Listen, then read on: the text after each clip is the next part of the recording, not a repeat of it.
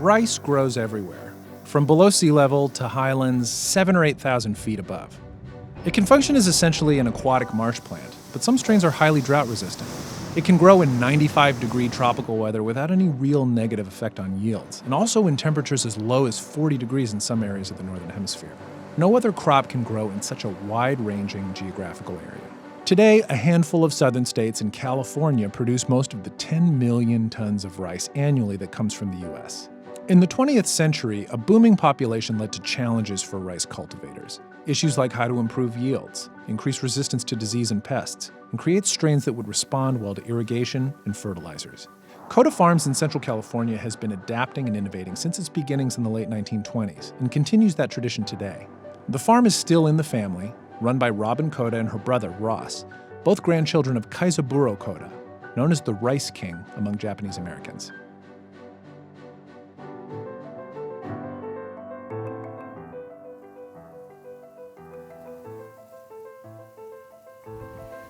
This is your cocoa rose.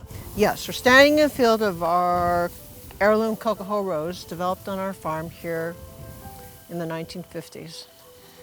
You said that it grows taller than your typical conventional rice strains, and you can see that as it waves and leans and very easily Flops over, lays down as we say. And that makes it a real pain to harvest, is that right? Right, I mean when the grain lays down, it's harder for the harvester to pick up and thresh and harvest. So it's ideally not a quality you want to perpetuate in a rice stream, but for us we feel that the downside is insignificant compared to the payoff, which is that this rice is extremely flavorful and has a lot of outstanding qualities. And in California, because of California's quote-unquote Mediterranean climate, you get one crop of rice. If we were like more equatorial and we're subtropical, we could maybe get 2 crops of rice a year, but in California you get 1 crop of rice a year and our harvest is in the fall. So as Japanese, we prefer to have the shinmai, the new crop rice.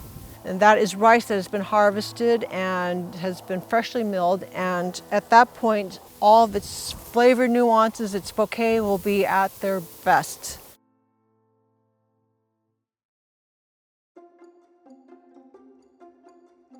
Kaisaburo Koda arrived in California in 1908, and after opening a series of businesses, moved with his family to the San Joaquin Valley to start a farming venture in the late 1920s. Anti-Asian sentiment was growing in the U.S. at that time, and Asian immigrants were denied the right to own land. But Koda put the land in the name of his American-born children. For the next several years, Koda's rice farm thrived. He pioneered techniques such as sowing seed with airplanes, and his farming operation included a modern rice dryer and mill that improved and streamlined the farm-to-retail process. So the rice, when it comes to full maturity out in the fields, we want to harvest it with combines, which are essentially big grain harvesters. They, at that point, have just the individual kernels of rice in their husks. And that rice is then dumped into a pit at one of our 2 dryers. That pit then transfers the rice through augers up to a grain elevator. That grain elevator is going to take it to the top of these towers. And so then it slowly dries as it Right, it's a very gentle, long process. It takes 2 sessions, approximately 12 hours each. It doesn't just come straight vertically down. There are these baffles so that the rice has to move slowly and to get the maximum exposure to the hot air. Okay, so what is this big jet engine looking thing here? To dry the rice, we use natural gas. When this is actually going, you have 2 rings here that blow out an immense amount of gas, and you'll see 2 huge jet flames blowing into this big fan, and this fan is rotating and sucking that air up and driving it up, and it's eventually going to make its way up through the towers. Okay. But this is scary. You don't want to do any marshmallows. They'll be incinerated instantly. And then from there, directly to milling. In the late 1950s and early 60s, the Kodas spearheaded a rice breeding program at the farm that resulted in a particularly tasty medium grain variety called Kokoho Rose. The rice was introduced to the domestic market in 1963 and remains a respected and highly sought after variety to this day. I'm trying to manually pick the husk off these individual kernels right now, and it's kind of a lot of work. I know, well, good thing, right? Good thing we have machines that also be more expensive than caviar, right? So the rice essentially is in with the husk would start on this end. The rice straw and the husks have a high percentage of silica. They're extremely sturdy, very rough fiber. To strip the actual husk off an individual kernel involves this machine, which has rubber rollers in it. The rubber rollers are spinning in opposite directions at slightly different speeds. Oh. So the rice then is fed through that, and that friction causes this husk to be stripped off. It's going to then go up. What's up? What's up is where the rice is polished if it's going to be white rice, further separated. The rice finally moves its way over to what we call a color sorter. You can then control your quality by literally adjusting this machine for whatever color you're looking for. So when you were a kid, was this fun? Oh yeah, it was fun. I mean, because it was highly unregulated. Then you could just like climb over everything like a monkey. This is where we do some of our packagings. It eventually works its way up, and depending on which line it's going to, feeds out to either side. So this is the actual trademark. Okay. This again is a trademark that is loosely based on Japanese mythology. And then he adapted it for his purposes to use this trademark Coca-Cola Rose. Cool. And that's the story of rice.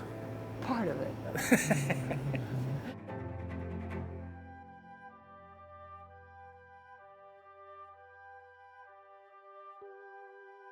Rice can be consumed in grain form or ground into flour and formed into noodles. It can be fried, steamed, and eaten in soup. It can be dessert too, in the form of rice pudding or glutinous rice that's pounded and formed into mochi. Rice can be fermented and turned into sake in beer. The combinations and different forms and dishes rice is served in is nearly endless. What are we drinking?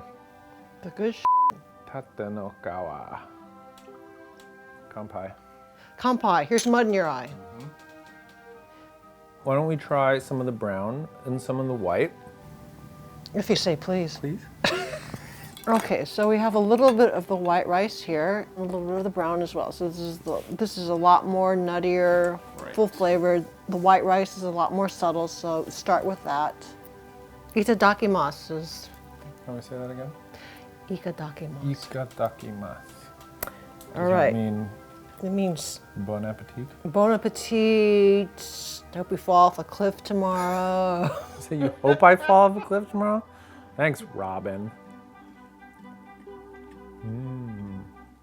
So the white That's nice. has a slightly floral bouquet. It has a slight natural sweet note, and it's just a tasty everyday eating rice. It's really nice, and it's got, as you mentioned, the rice has a high starch content, so it does have that nice tackiness and that nice stickiness. And incidentally, just a sidebar here, so a lot of risotto strains and Spanish bomba strains of rice actually have the japonica in the genetic makeup, and that's what gives it the starch profile. I'm gonna try some of this brown now. All right. So you can see how it's a more earthy flavor. It has same rice. a grassy note, a earthy sort of nutty flavor. All it is the white rice, not friction polished, and it's retaining the bran layer. It's almost like a slight little crunch, little pop. That brown layer has most of the fiber content, so that's going to give it a different tooth, mouthfeel. It has more fiber, and that also suppresses the starch release. A lot of people who are diabetic will, if they can't give up rice, they'll switch to brown rice because that suppresses the starch. I see what you mean about the flavor of the rice. It stands on its own.